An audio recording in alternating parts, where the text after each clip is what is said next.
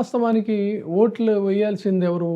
ప్రజాప్రతినిధులు. అంటే కేవలం ఎంపీలు మాత్రం వేయాలి. ఎంపీలు వేసేటువంటి ఈ ఎన్నికకి అదేదో సాధారణ ఎన్నికల్లాగా సాక్షాత్తు హోంమంత్రి అమిత్ షా గారు ఆయన ఎక్కడికి వెళ్ళినా ఆయన పర్యటనల్లో బహిరంగంగా అదేదో ఎన్నికల ప్రచారం లాగా కాంగ్రెస్ పార్టీ అంటే ఇండియా కూటమి తరఫున నిలబడినటువంటి జస్టిస్ సుదర్శన్ రెడ్డి గారిని ఉద్దేశించి ఆయన వ్యక్తిగతమైనటువంటి దూషణలకు దిగటం, ప్రత్యేకించి ఆయన తీర్పుల్ని తప్పుపట్టడం, ఇది చాలా దారుణం. ఇది గడిచిన కొన్ని రోజులుగా ఆయన చాలా అసలు ఆయన బాధ్యతాయుతమైనటువంటి పదవిలో ఉండి కూడా చేస్తున్నటువంటి విమర్శలు చూస్తే నిజానికి న్యాయ కోవిధులు లేకపోతే న్యాయం గురించి, జడ్జిమెంట్స్ గురించి, గతంలో వారు ఇచ్చినటువంటి జడ్జిమెంట్స్ గురించి ఈ రోజున ఇవాళ కొత్తగా రాజకీయాలు చేయటం దాన్ని ఇది సమంజసమేనా అనేటువంటి ప్రశ్న చాలా మందిలో వచ్చింది. అయితే ఆయన వదలకుండా ఏదో పోనీ ఒకసారి పాసింగ్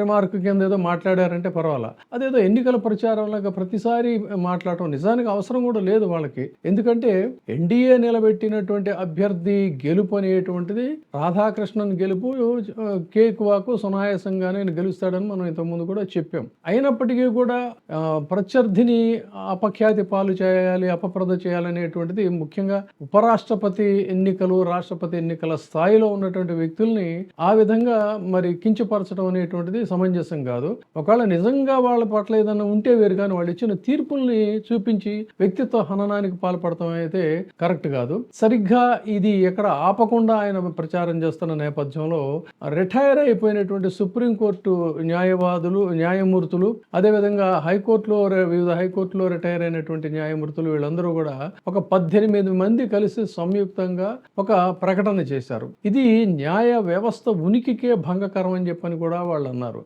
వాళ్ళు లేవనెత్తినటువంటి అంశాల్లో, వాళ్ళ అభ్యంతరాల్లో చాలా సహేతుకమైనటువంటి ఇదే ఉంది. ఎందుకంటే అది పైగా ఇచ్చింది జడ్జిమెంట్ ద్విసభ్య ధర్మాసనం. అంటే ద్విసభ్య ధర్మాసనం ఇచ్చినటువంటి దీన్ని కేవలం ఒక న్యాయమూర్తిగా ఆపాదించి మాట్లాడటం కరెక్ట్ కాదు. ఇంకా లోతుగా అధ్యయనం చేయాలంటే అసలు ఇట్స్ అబ్సర్డ్. ఆయనే కాదు, ఆయన స్థానంలో ఏ న్యాయమూర్తులు ఉన్నప్పటికీ కూడా సల్వాజుడుం అనేటువంటి ఒక వ్యవస్థని, అంటే ముళ్ళుకు ముల్లే సమాధానమా, ముళ్ళుని ముళ్ళుతోనే తీయాలనేటువంటిది ప్రజాస్వామ్యంలో ఉన్నామా, మనం ఫ్యూడల్ యుగంలో ఉన్నామా? ఫ్యూడల్ యుగంలో ఉంటే దానికి ఈ ముళ్ళుకు ముళ్ళుతోనే సమాధానం చెప్పాలి. నక్సలిజాన్ని అంటే ఉగ్రవాదంతోనే అణిచివేయాలనుకున్నప్పుడు అసలు ప్రజాస్వామ్యం దేనికి, ప్రభుత్వాలు దేనికి? ఇది కదా. ఆ రోజుల్లో సల్వాజుడుం మీద కూడా చాలా మంది పాత్రికేయులు, న్యాయ కోవిదులు, అనేక మంది సామాజికవేత్తలు తీవ్రంగా నిరసించారు. అతి తక్కువ మంది, అంటే నక్సలిజాన్ని సమర్థించినటువంటి వారు సైతం సల్వాజుడుం పోకడల్ని తీవ్రంగా నిరసించడం అనేటువంటిది ఇక్కడ గమనించాలి. నిజానికి నక్సలిజం అనేటువంటిది ఈ వ్యవస్థలో, రాజకీయ వ్యవస్థల్లో ఒక్కొక్కళ్ళది ఒక ఫిలాసఫీ. అదేవిధంగా ఈ ఎక్స్ట్రీమిజం అనేటువంటిది ఇది ఒక ఫిలాసఫీ. ఈ ఫిలాసఫీకి చాలా మంది యువత అంటే సమాజంలో జరుగుతున్నటువంటి అన్యాయాలు, అక్రమాల పోకడల మీద, దోపిడీ వ్యవహారాల మీద, దురాఘాతాల మీద, వీటన్నిటి మీద కొంతమంది తీవ్రవాదులుగా మారినటువంటి పరిస్థితుల్లో ఆ రోజున తీవ్రవాదం ఉంది. దీన్ని చాలా మంది ప్రజాస్వామ్యవాదులు కూడా నిరసించిన సందర్భంలో వాళ్ళని మట్టు పెట్టడం కోసం అని చెప్పని, వాళ్ళని తుదముట్టించడం కోసం అని చెప్పని ఒక కౌంటర్ ఫోర్స్ ని సల్వాజుడుం పేరుతో ప్రభుత్వమే స్పాన్సర్ చేయటం అనేది ఎంతవరకు కరెక్ట్ ఈ ఆధునిక యుగంలో, ఈ ప్రజాస్వామ్య యుగంలో? ఇది ఇక్కడ ఆలోచించాలి. దాన్ని ఈయన ఈ రోజుకి కూడా అసలు ఆ రోజున సల్వాజుడమే కనుక ఉన్నట్లయితే, ఈయన అలాంటి జడ్జిమెంటే కనుక ఇవ్వకపోయినట్లయితే నక్సలైట్లను ఎప్పుడో తొదముట్టించేవాళ్ళం అని అంటాం అనేది అది అర్ధరహితమైనటువంటి ఇది. ఏ ప్రజాస్వామ్యవాది కానీ, ఏ శాంతి కాముకుడు కానీ, ఏ హ్యూమనిస్ట్ కానీ, ఏ మానవతావాది కానీ ఈ రకమైనటువంటి స్టేట్మెంట్స్ని ఎవరు సమర్థించరు. ఇది చాలా తప్పు. అందులో ఒక యూనియన్ హోమ్ మినిస్టర్గా ఉన్నటువంటి వ్యక్తి ఇలా మాట్లాడటం అనేది చాలా తప్పు. మీరు మీ ప్రత్యర్థిగా మీరు భావించినటువంటి జస్టిస్ సుదర్శన్ రెడ్డి గారిని విమర్శించాలంటే ఇంకేదైనా వేరే అంశాలు ఉంటే ఆ విమర్శలు చేయండి, కానీ తీర్పుని తప్పు పట్టడం అనేటువంటిది కరెక్ట్ కాదు. సరిగ్గా ఇదే విషయాన్ని ఈ రోజున రిటైర్డ్ న్యాయమూర్తులు 18 మంది దీన్ని తమ అభ్యంతరాలను వెలిబుచ్చారు. అదేవిధంగా ఇది ఖచ్చితంగా న్యాయ వ్యవస్థలో ఒక ప్రకంపనలు సృష్టించే అవకాశం. ఎందుకంటే వాళ్ళు చెప్తుంది ఏంటంటే ఆయన కామెంట్స్ ఒక్క సుదర్శన్ రెడ్డి గారు ఇచ్చినటువంటి తీర్పుకో కన్ఫైన్ అవడం లేదు, యావత్ న్యాయ వ్యవస్థ మీదే ఫోకస్ అవుతా ఉంది. రేపు పొద్దున ఎవరైనా తీర్పులు ఇవ్వాలన్నా అన్నట్లయితే తర్వాత భవిష్యత్తులో దీన్ని ఏం చేస్తారు అనేటువంటి ఇది ఉంది. అందుకని ధర్మాసనం మీద కూర్చున్నటువంటి న్యాయమూర్తులు ధర్మబద్ధంగానే చట్ట ప్రకారంగానే వ్యవహరిస్తారు. అంటే ఎవరో ఉండరా అంటే ఉంటారు, అది కాదు. కానీ మోస్ట్లీ జరిగే ప్రాసెస్ అయితే ఆ విధంగానే ఉంటుంది. అలాంటి పరిస్థితుల్లో దాన్ని పొలిటిసైజ్ చేసి ఈయన ఈ జడ్జిమెంట్ ఇచ్చాడు కాబట్టి ఇప్పటి వరకు కూడా నక్సలిజం ఉంది, లేదంటే సల్వాజుడం ఉంటే ఇప్పుడు అంటే ఎక్కడికక్కడ ముళ్ళును ముళ్ళుతోనే తీయాలి, కత్తికి కత్తే సమాధానం అనుకున్నప్పుడు మరి మీరెందుకు?